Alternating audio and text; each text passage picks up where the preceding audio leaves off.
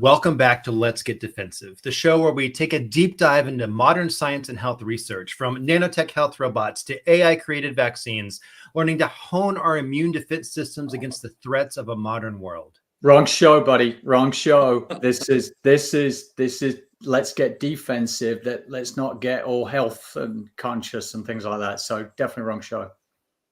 Yeah, right. Sure. Yeah. Yeah. I mean, let's go with I think let's go with Andrew's idea. I think that's a good idea.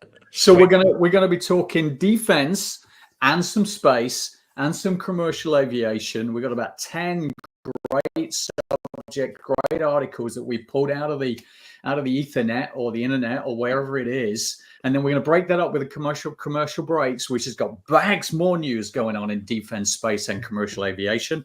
That's the show. Yeah. Please, everyone, jump in. You can abuse if you wish. You can ask questions along the way, or you can throw your thoughts into the chat. Either way, they're all welcomed.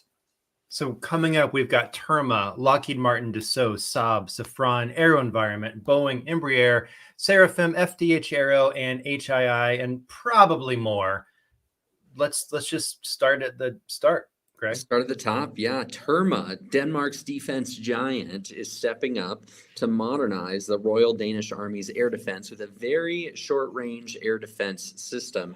This is the first major order of a 30-year framework agreement between Terma and the Danish Ministry of Defense Acquisition and Logistics Organization. The new system is going to be integrating advanced sensors, including radar, with the Skyranger 30 effector from Rheinmetall. All of this is going to be controlled by Terma's proprietary software, the BMD Flex.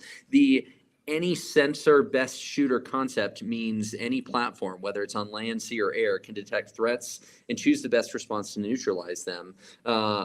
Obviously, their solution is designed to work seamlessly. Okay, yeah, there lies the biggest challenge, isn't it? Yeah. It's that integration of diverse systems, ensuring you've got seamless real-time communication and decision making across all of these different platforms and sensors within any sensor best shooter yes framework. Yeah, that's the challenge. Yeah, I agree. That challenge is any sensor best shooter is pretty fantastic, and this is the first order of, what did you say, a 30-year framework that Terma and Dallo signed last year. Yep. It sounds like it's a big integration of advanced sensors with the entire system control with Terma's proprietary command and control software. BMD Flex is going to communicate through Terma's infrastructure. So for me, this one's going to be a focus on integration within the context of requirements, or maybe requirements within the context of integration. I mean, the any sensor best shooter approach, which allows any sensor mounted anywhere on the vehicle, ship, or aircraft to detect the incoming threats and quickly determine the most effective way to neutralize that. So it's got to communicate across different platforms, get very good response time into this defense system, collaborating with the other air defense systems, and make sure that it's able to do all of that collaboration and integration in real time. That's your biggest challenge. What are you going to say is a bigger one? No, you're right. Focus on integration within the context of requirements. It's spot on, yeah. But I go another step further. Requirements are critical, but the real challenge for me is ensuring real-time data flow, decision making across all of these different diverse platforms. So that any sensor best shooter approach will only work if all of the systems can exchange data instantly and reliably in live. Before you say the thing I know you want to say, Greg, do you remember last week Andrew made us a promise? He did, and I'm pretty sure he's going to stick with it, right? No, it wasn't really a promise, was it? Let's be honest, because when you're talking about this kind of stuff, you've got to go AI to start fixing a lot of this. Requirements management is part of it, absolutely, but it's not the core issue. For me, it's that ongoing real-time synchronization, the agility of your systems that's going to really define your success here. So only solution using critical thread overlaid with AI is unified systems integration and real-time data flow. Requirements management traceability, yeah. real-time data synchronization. You've got to get your change management working. But honestly, predictive systems monitoring is going to be the big one. AI can monitor all of your systems for potential communication or operational failures and prevent integration issues in real-time operations. You got to get that plugged in on top of the whole critical thread side of things. Couldn't even make it past the first article. Greg, you owe me $5. Oh, okay. All right. Yeah. I'll Venmo you later. Yeah. Now, last week, I know we talked about the Philippines, but this week it's Peru that is going to be bolstering its Air Force with the purchase of 24 new fighter jets. Options include the Lockheed F-16 Block 70, the Saab Gripen, the Dassault Rafale. The deal will enhance Peru's ability to defend its sovereignty, address security threats. I mean, it's historic. The Peruvian Air Force aims to replace its aging fleet, of course, which includes Soviet era MiG-29 and Su-25 fighters. This is the first phase of a $2 billion project here. 24 jets, right? Yeah. They're looking at a selection of 24 jets made between Lockheed Martin, Saab, and Dassault. And all of these are really cool. So Lockheed Martin's F-16 is an advanced version of the Fighting Falcon. It's designed for multi-role missions, air-to-air combat. The JAS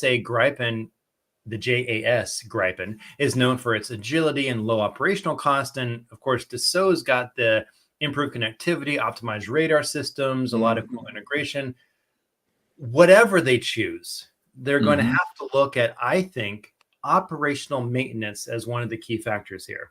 Because right now, the FAP has a diverse fleet. They've got fighters, transport aircraft, helicopters, reconnaissance planes, currently a lot of which are, as you mentioned, Soviet origin. So how are you going to best integrate this new fleet, these new aircraft, into your existing ways for operational maintenance, for the keeping things flying, keeping them repaired, maintaining these aircraft? I think that's got to be a really big focus, is possibly retrofitting or adapting the current operational maintenance systems to work correctly with these new aircraft you're adding in. I think you were digging a hole for yourself there, but I think you've dug yourself out of it. So I thought you were just going operational maintenance, which is spot on, but I'd argue the key challenge was keeping them flying. To do that, it's integrating such a diverse fleet with new and legacy systems and managing maintenance across multiple platforms. So you kind of went there in the end. So yeah, but that just a singular focus on operational money, on saving money and time. There's a much bigger issue that you're going to be dealing with here, and that's combat readiness at all times without compromising on maintenance quality. So solution for that, I'm really going to jump in on a unified fleet management system. So critical threads. So use critical threads to integrate maintenance and operational data across all of the aircraft, ensuring efficient management of both new and legacy jets. And part of that is lifecycle management for mixed fleets. It is real-time maintenance and diagnostics, supply chain and parts optimization. You've got to bring all of that together in the critical thread, and then overlay AI-driven predictive maintenance. So you don't want to just be maintaining cyclic that anyway. You want to be using AI to really predict it, so you're optimized on your maintenance and use an AI for maintenance scheduling. So that's mine. No, Andrew, we had a optimization pop up during that, which I think is just to put you on the spot here. Can you elaborate on the challenge of real-time data flow? Yeah, absolutely. You've got these diverse aircraft coming in potential combat situations. How are you going to make sure that they've got real-time data flow with so many different systems on the go at any one time? So for me, it's what it's all about. It's how do you integrate all of that? And that's that single platform. It's that collaborative thread that's pulling that data through, depositing into the systems of the aircraft, so you're able to maintain and combat. If you're not in real time in combat, you're in trouble, aren't you, really? So there you go. That's true. Thanks, Paramdeep. Appreciate your question. Yeah, great question. French defense giant Safran is set to open its first ever defense electronics facility outside of France. Not its first ever one ever, but outside of France.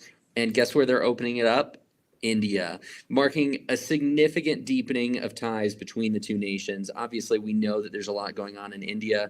We talked a lot about last week. The unit is going to be focusing on producing sensors and then key electronics for military platforms, which is really reinforcing India's defense manufacturing capabilities, which they've been doing across the board. Safran's facility is going to be playing a vital role in supporting them, particularly also in aircraft engines and sensor technology. Additionally, Dassault Aviation has already secured land for a repair and maintenance facility for Rafale jets in Uttar Pradesh. Again, India is growing. Really, really active in the defense space. Yes. The amount of partnerships that India's done very globally, I've got to say, not just necessarily US, but there's some Russian partnerships going on as well. Interesting. But change here, and I think ongoing really for India, and what a population of bright people there is out there. But it's technology transfer and integration for me. It's making sure the smooth transfer of advanced defense technologies, particularly in sensor production and the new material properties that are going to be coming over, and integrating those capabilities into India's existing infrastructure and ecosystem, industrial ecosystem, is the big challenge for me.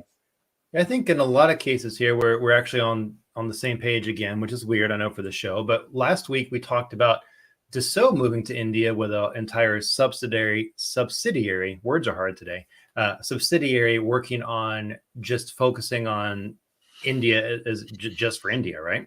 And now Safran is setting up a defense electronics facility there. So this is great and interesting news for India.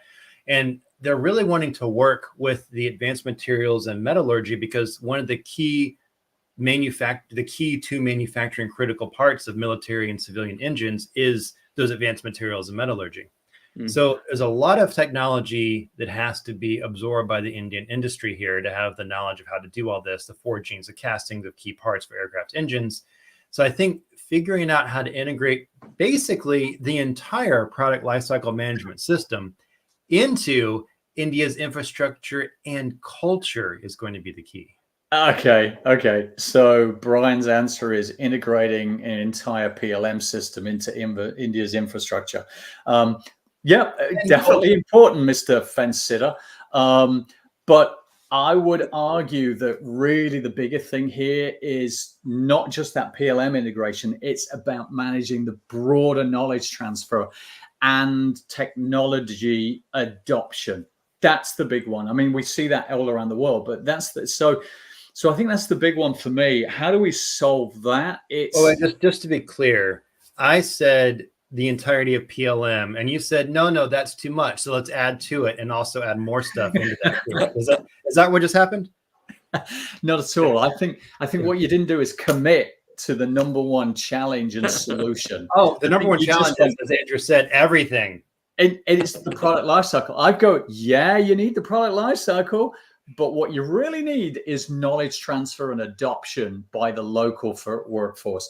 How do we do that is the critical solution for this one.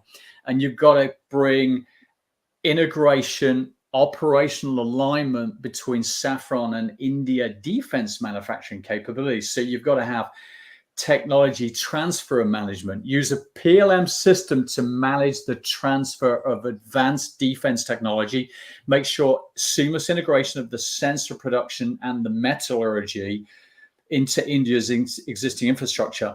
Then you get into your knowledge and skill development, establish a structured knowledge sharing platform for me.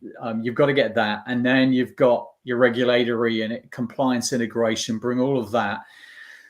But the real kicker that's going to accelerate all of it, as ever, is going to be AI enhanced knowledge transfer. So AI can automate and accelerate knowledge transfer processes by providing real-time support. AI assistance. So I'm there, I'm trying to learn all of this new stuff that's going on.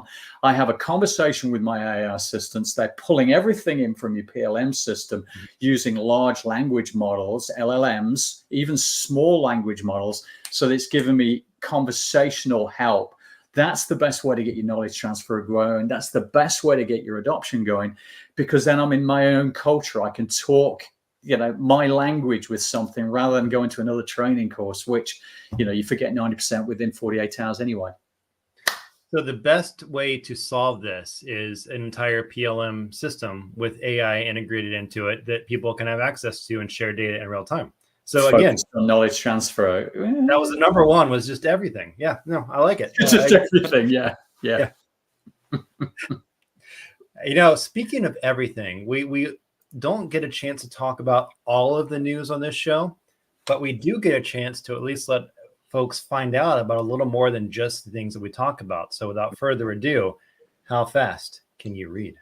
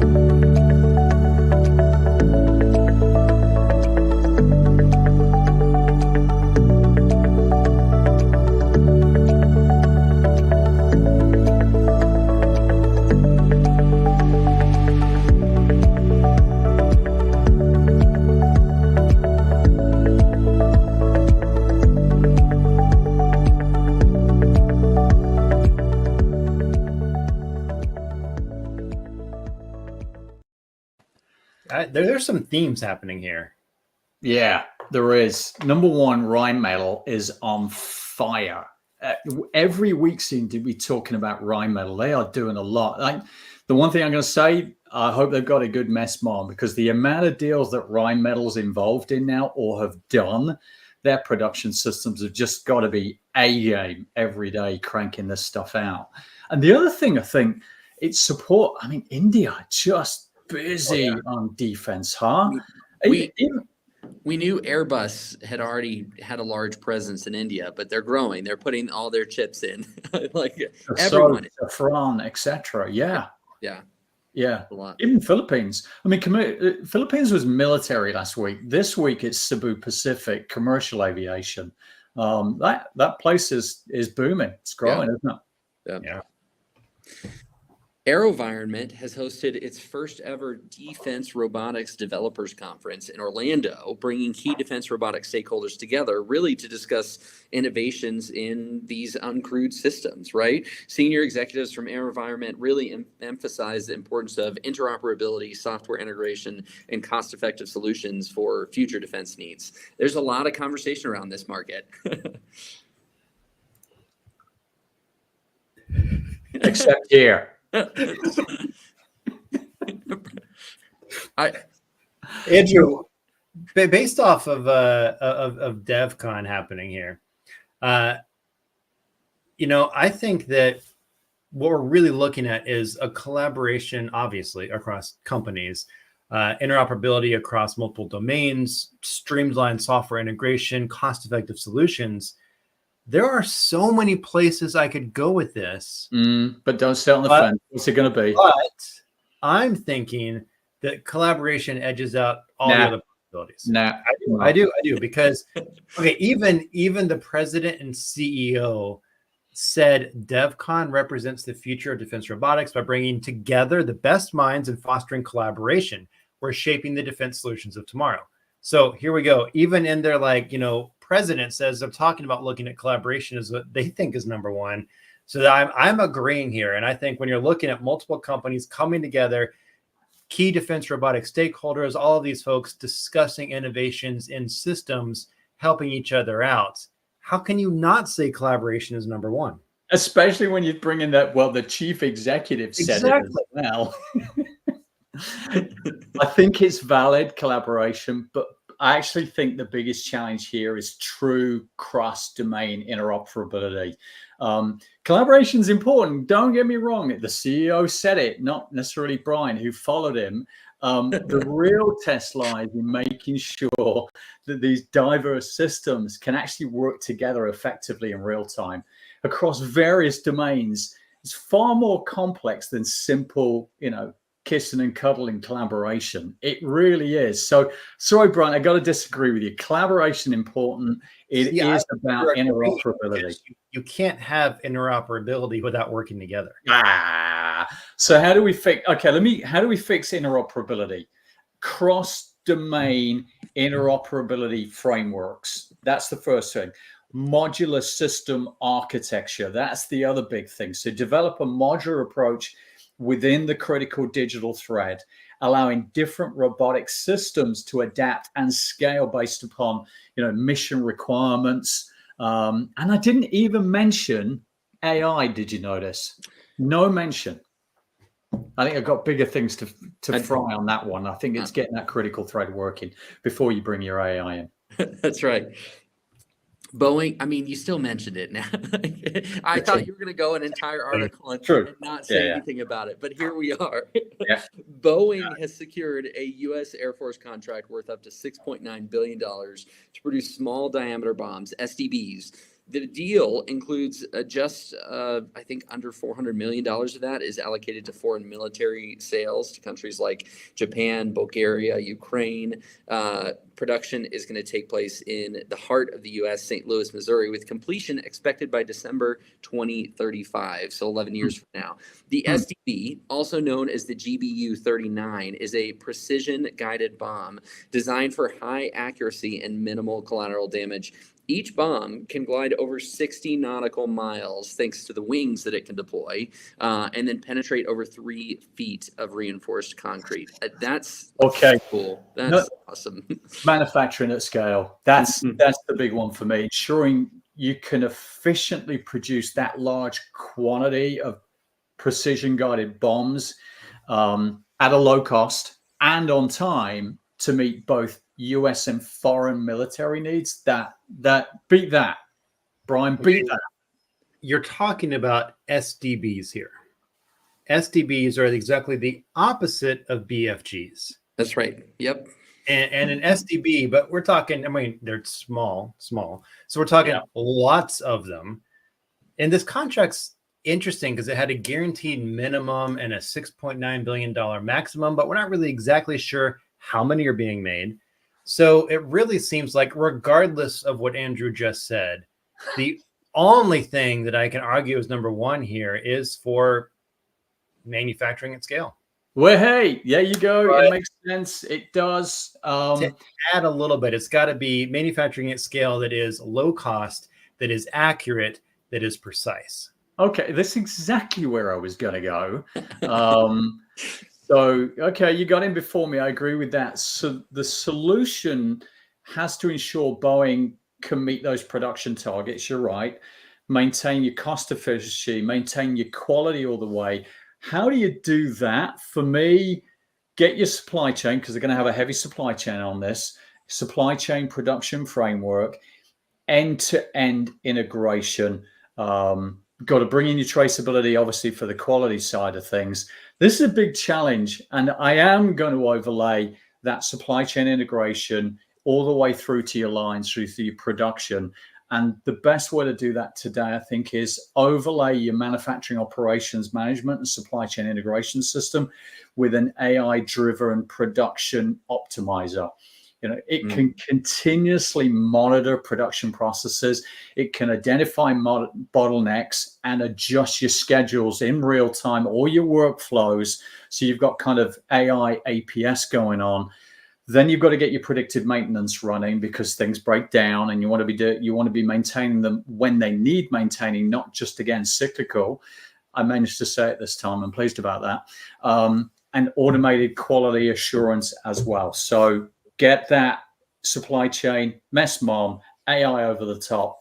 You've got it. You've got a great system going on. It looks like. I think we got a comment here that you've answered somewhat, which is, what are the challenges you see in large scale manufacturing in this context? I want to add, before I let you dive in even more, I want to add, I think one of the most interesting ones is, you've got to manufacture a lot, but you don't know exactly how many. And that really plays into what's happening, because you've got to predict how many to make in order to do the right purchases, the right cost savings, the right everything you need to do, but not make too many, not have waste. And I think that's honestly probably a kind of area where some of the AI modeling can also come in. But let's let Andrew dive in on what these challenges are. Manufacturing at scale is honestly such a huge macro issue around the world, because we've been spending millions and millions and billions, if you will, on design and engineering. Manufacturing has traditionally been neglected for the last couple of decades, if not longer, quite frankly, because we've been offshoring all the time. Less so in defense, admittedly. So manufacturing at scale, it's that supply chain integration, because you're not building it all in-house. You're not vertically integrated. You're using a supply chain. So those guys have got to be involved at the design end, collaborating on that. Then you've got to simulate the whole production and making sure your suppliers are involved in that process. Then you've got to have your MRP systems working with your supply chain in your warehouse. But then ultimately, once it's hitting that shop floor, that agility for inevitable problems in the supply chain, so that you can adjust your lines, adjust your plants on a global basis, never mind just domestically, that can be going on. Manufacturing at scale is consistently the biggest challenge we find for startups and the large kind of blue chip firms that are out there. It's that readiness for volume, is getting it all digitized. I mean, we were in a great conversation with a customer yesterday. They want lights out. They want a lights out factory. They want to dehumanize, bring robots in, have AI running all the time so they can just produce. So I think it's just such a big area. I mean, I can go on for a long time in this one, Parandeep. Manufacturing at scale is consistent. Where do you start? For me, get your design, get that built in, get your suppliers built into your manufacturing. And that means you've got to have a MESMOM layer, because that's your leader for your factories. That's your start point. Everything after that, yeah, there's lots more to follow. I think that, manufacturing is something that has been happening for a long time, and it's still not completely figured out yet. And I think every time we have new technology that comes in and new software that comes in for the other aspects of the product lifecycle management, it actually, I think, needs to integrate back into and figure out how does our current manufacturing or changes in manufacturing need to operate with these advancements everywhere else. And sometimes you're right, that's kind of the overlooked area. Because it's the most risk averse area of an enterprise, because you mess up when it's down there, it can be costing you thousands and thousands per minute for downtime. So that's why it's really risk averse, and that's why it's not shifted with the times necessarily consistently around the world, because of the risk of downtime. And this next thing Greg's going to talk about has nothing to do with risk at all. Yeah, no, none whatsoever. Embraer has revealed a futuristic jet concept that would fly itself using AI without needing a cockpit or pilots. The cabin itself is redesigned to look more lounge-ish, offering passengers a pretty luxurious, relaxed experience. It's really conceptual right now. There's no real plans to build a prototype or take it beyond the drawing board anytime soon. Right. I mean, of course, reactions to this vary. Just look at Andrew and myself. We're going to have very different responses to this. But known for its cutting-edge jets, I'm kind of excited to see what Embraer is doing with this. I mean, a plane without a pilot or a co-pilot or just a lounge is where we expect to see the stuff that's flying this thing to be, and now there's just a lounge there. I'm not sure I'm ready for this. Andrew is. I'm not sure I am, but fortunately, Embraer isn't quite ready yet either, because as you mentioned, they're not yet building it. They showcased it, and they're saying that this is very likely what flying a private jet could look like in another couple decades. There's no prototype yet, so we're speaking completely theoretically here, but not sci-fi theoretically. We're speaking like real theoretically. So when this project starts, it's all about the innovation. How do we make this happen? Because we've seen complications of autonomous stuff and no driver on the ground. Again, air, whole different story. And so I think for me, this really is looking at the innovation inside of your design and change management. I don't know. I think there's probably more fear about autonomous driving on the ground because you've got so much stuff coming at you in real time. So many things. Where when you're kind of up in the air, we're already doing it, aren't we? Really, you're sitting in the back of the aircraft. You don't know whether the pilot's controlling it or not, quite frankly. And a lot of the time, it's on autopilot once they've taken off and landed. So I think we're kind of almost used to autonomous flying. But for me, how do we make this real quicker? So it's innovation readiness. That's the biggest challenge for me. The solution, if you're going to be innovation ready, if you're going to get this really up into the air quickly, it's going to be AI powered virtual simulation and testing. So Andrew wants us to use AI to make AI. Isn't that the plot of every sci-fi horror film ever? I think so. Yeah. I think it is. AI would enable Embraer to optimize design, perform risk assessments, preemptively solve potential issues, accelerate, therefore, the readiness of that innovation without needing lots of physical prototypes, which are going to cost lots and lots and lots and lots of money. Yep. In other news, the Seraphim Space Accelerator, where I'm sure they're having more of these conversations, focused on early stage space tech startups, has unveiled the participants in its Mission 14 cohort. Since 2018, Seraphim has supported 109 different companies across 30 different countries, helping them raise over $540 million in funding. I mean, this year's cohort, including startups from 7 countries, new participants from Saudi Arabia, Chile, and Turkey. There's a lot of global interest in space tech. We see that across the board. And the companies in this cohort are working on innovations in areas like satellite-based internet, AI robotics for space infrastructure, sustainable solar power for space exploration. There's a lot going on. We've got a company here that is finding and supporting early stage companies through every stage of their journey. Which sounds like they're taking a close look at the business practices and the plans, and probably having a really solid take on how product lifecycle management in its entirety, fits into what your business plan should be. How does this change your business? How does your business plan modify your PLM practices, and vice versa? And by bringing in companies, globally around the world, I think that we're really not only looking at all of that and across cultures, across the different business practices, but when really looking at the key areas which you need here, the data analytics, the Earth observation stuff, the advanced manufacturing, I think that the number one thing I would be looking at is what requirements do I have to meet, and how do I make sure that my PLM and business support these for the goal of my company, while the fact could very well be that some of those requirements aren't even actually fully defined, but I got to be prepared for them to be. Yeah, that's a good try. I've got to say at the number one. No, your requirements is critical. I agree with that, and I think it's the last piece that's really the number one, which is flexible enough to ensure scalability as the companies grow and face different markets, different regulatory environments. So I kind of agree with you again. It's just getting really consistent these days. We need to fix this. We need to stop agreeing. Yeah, I agree.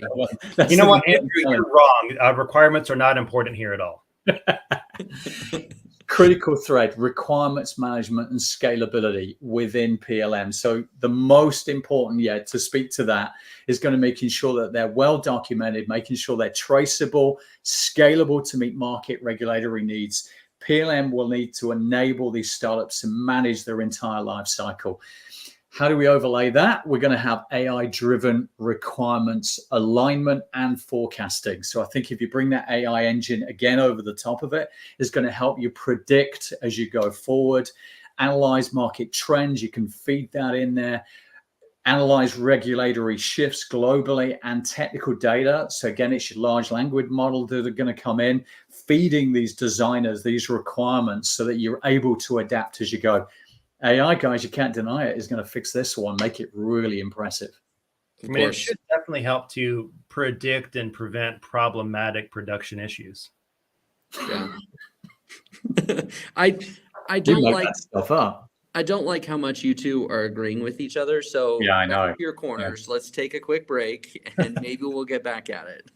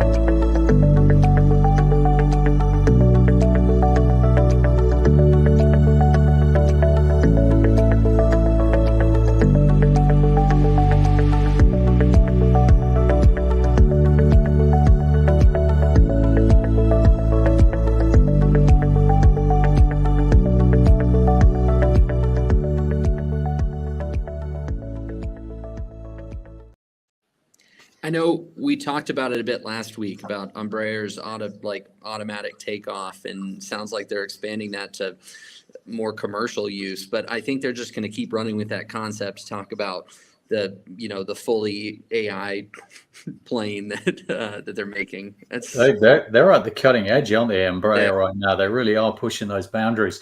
The other thing that is pretty noticeable, if you look at that kind of around Ukraine, those countries are on our edge. There's short-range missiles going in. Lithuania was just mentioned. Poland just mentioned. Ukraine's definitely keeping us on edge. Well, it's not really Ukraine keeping us on edge. It's Russia keeping us on edge, isn't it, quite frankly? And NATO modernization, etc. That's a lot of deals going on around there. Yeah.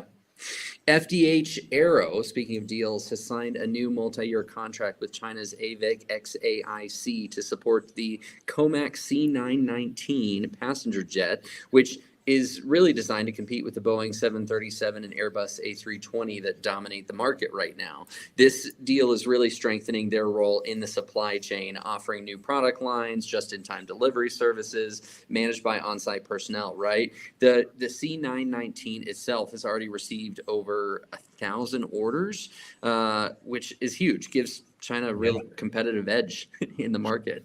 I mean, we're looking at, 1,000 orders is a lot. Mm-hmm. And we're talking about FDH's role here in the supply chain. And when we look at the supply chain, I think it's important to remember planes are generally made from a variety of different suppliers who all have their own supply chains they're working with, and then they've got to supply the parts that get assembled on the plane. We know that you mentioned AVIC XAIC was one of the major sub-tier supply companies that does the work of the wing assembly and the mid-fuselage for the C-19. We've got multiple companies that are sending parts that have to be assembled in the final parts of the aircraft.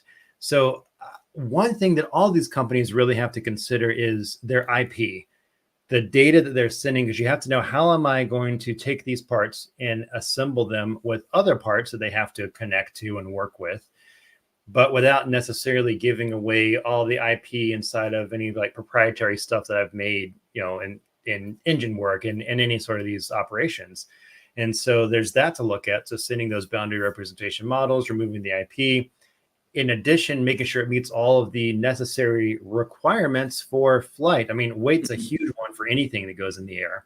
And so all of this has to be taken into consideration when you're looking at those factors of, if I want to build a plane or a wing even, and I'm using parts from different suppliers, how do those fit together? Do they all integrate together? Because I might have one option of a configuration that does not interact with other options that I might put from other suppliers. So trying to simplify the supply chain is something that's needed, and it can save lots of money, but it's a lot more difficult than folks often think. Yeah, I'm with you. I'm with you on this one. I think what ultimately, I'm going to go back to kind of good old Elon's saying, which is manufacturing is 1,000 times harder than design and engineering.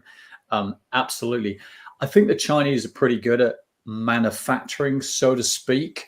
They throw a lot of bodies at it, and they've got a lot of good systems out there. But I think what's interesting now in the airline side of things, the aerospace side of things, is that supply chain piece. Yeah, once they've got it into the factory, they can manufacture at scale. They're pretty good at that. But it's that supply chain integration. It's that data sharing, to your point. But I think it's actually data synchronization, real-time synchronization between all of the moving parts in the supply chain. So I kind of agree. But the critical issue here is not just that data accuracy, it's the ability to manage the complexity of the supply chain in real time, ensuring that the parts from the different suppliers arrive on schedule and fit the precise requirements of the final assembly. So what do? AI. Definitely not AI. Oh, he said it. No, it is. End-to-end supply chain management, absolutely. Just-in-time principles overlaying on your supply chain into your MES/MOM, continuous traceability of parts and their specs, but bringing an AI-powered supply chain optimizer for me is going to be the big thing. So tracking, reading, if parts are coming in out of sync, the ability to adjust to another supplier or to adjust an aircraft is going to be key to this. So the real conductor is an AI supply chain optimizer as a solution for this. And we love that stuff. I figured it out, Greg. The reason why Andrew likes AI so much is because for the previous, until maybe 5 years ago, when he used the word AI, it just meant Andrew intelligence. Oh, okay. Yeah. I wish. That was AI 1.0. Minus 1.0. Yeah. I mean, if Apple can take can put Apple into AI, I guess Andrew can put Andrew into AI. It's right? true. It's true. Good point. Yeah. I'll take Andrew over Apple any day. I don't think anybody's buying that. There you go. That's right. Yeah. HII's Mission Technologies Division has been awarded a task order to develop advanced autonomy and navigation technologies for the U.S. Air Force and Department of Defense.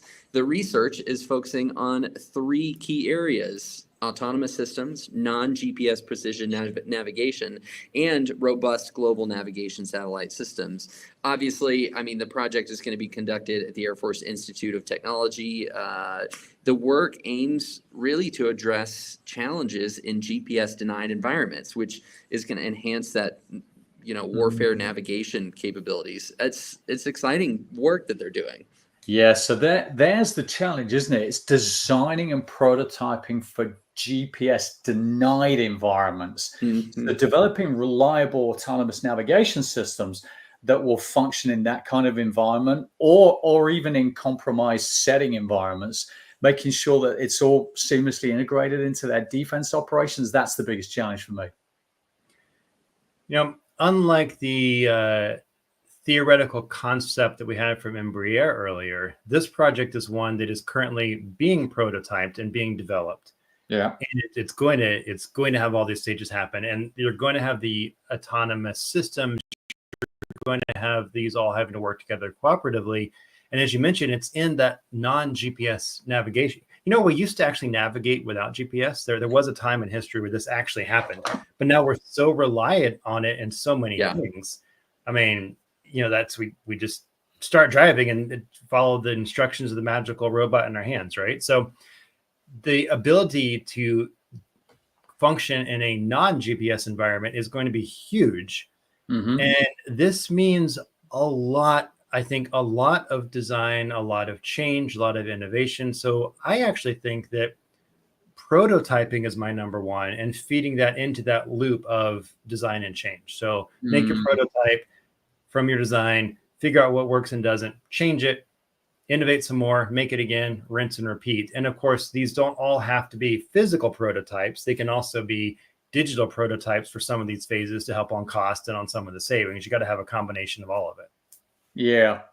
Okay. I agree with Bryan. There's a significant kind of gambit of innovation at play here, but the prototyping, but the focus should be on how quickly these systems are adapting and improving through this kind of iterative testing in real world GPS denied scenarios. So that on top of that, so agile prototyping and testing GPS denied environments, one solution. Two, real-time simulations of GPS denied scenarios, and three, continuous feedback loops. So all of that needs to be going on in the testing, simulation, prototyping piece. And then putting your AI in there, again, you're going to have to accelerate it. You don't want to be rebuilding prototypes. You don't want to just be simulating. Let's bring in AI models that help you iterate faster. Says, no, that one ain't going to work anyway, without you having to even simulate it. So AI-driven autonomous system adaptation is going to be biggest solution for me. So it's going to accelerate it. The algorithms can be used to predict environmental conditions, adjust navigation strategies in real time. There you go. There's still a little too much overlap, and you guys are agreeing a little too much. So I'm hoping for the last official article that you guys are going to come in and disagree, and we need to put on our disagreement boxing gloves here. Yeah, put on. Maybe we'll see a fight here. I don't know. Romania has selected the Turkish-made Cobra 2 armored vehicle for its land forces, purchasing over 1,000 units for just under $1 billion. The first 278 are going to be manufactured in Turkey by Otokar, and the remainder are going to be built in Romania through a number of different local defense companies. Obviously, Romania is looking to modernize its military. It just recently purchased the K9 Thunder howitzers. The Cobra 2, I mean, look at that thing. It's a 14.5-ton vehicle, can carry 11 different personnel, features 360 horsepower turbo diesel engine. This thing is cool. I would like a ride. Yeah. I think you're right. It's pretty darn cool and can do a lot of really cool stuff. But we're talking about 1,000 of them. Yep. 278 made in Turkey. The rest at plants operated, Romania and local companies. Yeah. I think one interesting thing before we go where Andrew knows that we're going here is that the Romanian ministry has attached a lot of importance to foreign suppliers' offers of cooperation with those local defense plants. So the tanks, I think last week we talked about 54 howitzers from Hanwha. All of this stuff that's happening is probably due to the war between Russia and Ukraine, right? And Bucharest now needs to strengthen what's been an undersized and neglected, basically, Romanian defense industry. So in order to do that, you've got to build a lot of them, make sure they're quality, but build a lot of them, which means scaling. I'm going for scaling as number one. Number one challenge. Okay. Yep. You want to take a run at solving that problem? Well, I mean, are you agreeing with me first? Is that what you're saying? I think Yes, because you added to it again just to cover your bases. You're right. Manufacturing at scale is absolutely correct. But the real challenge isn't just at scale, but then you added onto it, which is making sure you've got the same quality and efficiency as the Turkish operations. So that integration of local defense companies into the supply chain is going to be critical. Without careful oversight, the scale itself could lead to quality issues. And I'm thinking that the way that I would tackle this problem before looking at things like AI would be to just look at what is my mess mom solution here? What do I have going on? And how am I, of course, integrating that with everything else? Yeah. But really, you've got to have a good mess mom platform set up to even start doing any of this. And the reason why is that there are standardized processes in Turkey. They're churning out, what is it, 278, I think you said. They're going to be turning that out. So there are standard processes, there are standard sequences, there are standard quality gates along the way. Lift it, shift it, drop it into Romania. So you want that. And the only way to do that is a mess mom. So, because if you put in what we call business process management, that allows you to scale those processes across multiple plants, to manage them centrally, to make sure the quality is in place. So I agree, mess mom is number one. And then implement continuous oversight feedback loops to ensure that the Romanian manufacturers are going to meet those timelines, as well as maintain the quality standards for these Cobra vehicles. I can take it to another level, definitely, and that is AI-powered manufacturing and quality monitoring.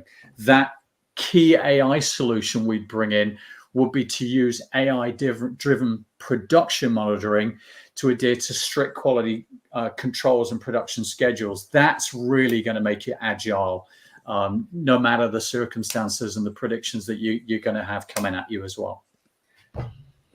Greg kind of gave us a hard time over these last 10 articles about agreeing too much, but way too much. When you think about what's happening inside of the product lifecycle management, you've got all these different pieces that do have to play together and work together. And so even when we disagree, we still are agreeing on things that are important and that often you can't have one without the other. It's like, we kind of are saying, what's our number one issue with this, or what's the number one thing to fix? But in reality, and we joke about this, the answer being everything, but the answer for most of these really is everything. That is the whole point of the critical path along the digital thread, critical thread.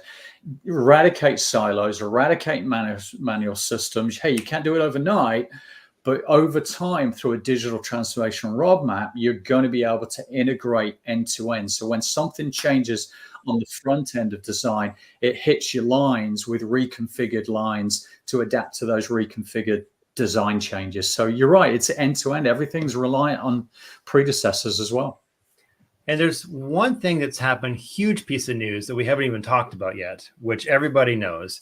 And that's it's happening basically in space. And this is when I was flying back from a client last week, out of the airplane window, I saw this. Oh, yeah. That's beautiful. That's cool. I've seen a lot of that on LinkedIn, guys flying over Ohio and seeing those northern lights. I've never seen the northern lights. I'm envious, man. I'm envious. Yeah, this was just outside. The pilot announced it, and like the plane tilted to the side as everybody tried to go. Is that your shot? That's your shot as well? Yeah. Wow. Now, nice. Bryan, I know photos don't often do justice to actually seeing it in person. What percentage would you say, yeah, this is a cool photo, but seeing it in person? Honestly, the photo's actually cooler because that was a 3-second exposure and you got to see the vivid colors. Okay. Naked eye was a lot more muted. Okay. So in this case, the photo was actually cooler. Wow. But I guess I should also admit there is something possibly even cooler in the news that did happen this week too, which also is in space. And I'm sure we've all seen it, but I just got to play this because this is amazing. Like, I've never seen the actual. I've seen little bits as I've scrolled through social, but wow, this is one of those moments that is probably going to be monumental in the history of what happens in our society. What SpaceX has done with space industry is really revolutionary, isn't it? The fact that it's bringing everybody there too. I mean, these are some excited folks. Wow. Yeah, the fact that it slowed down that much, I mean, that's just a cool thing. To give you guys a little bit of, I guess a good idea for the size of that thing. Think a 10-story single family home. That's about the size of that 10-story single family home. Okay. Yeah, that's right. It's a really big, it's a mansion, but they built up. So I think there is one in Mumbai. It's like one of the richest guys in the world. He did build a multi-story family home. It's crazy. Yeah. I think the average family home is around 40 feet. This was about 30 feet in diameter. I only know that because my wife is an appraiser. So it's cool. It's cool. Elon Musk said it's science fiction without the fiction, and I think that's pretty. That makes sense. I mean, I know that somebody on this is probably going to make fun of me for saying this, but it reminded me of that moment in Star Trek when they had the first like warp drive flight, which is what caused the Vulcans to even notice humans and be like, oh, we're going to talk to these folks now because they made this technological advance. And then that's where the whole Starfleet was. Like, that was the history of how space travel and exploration happened.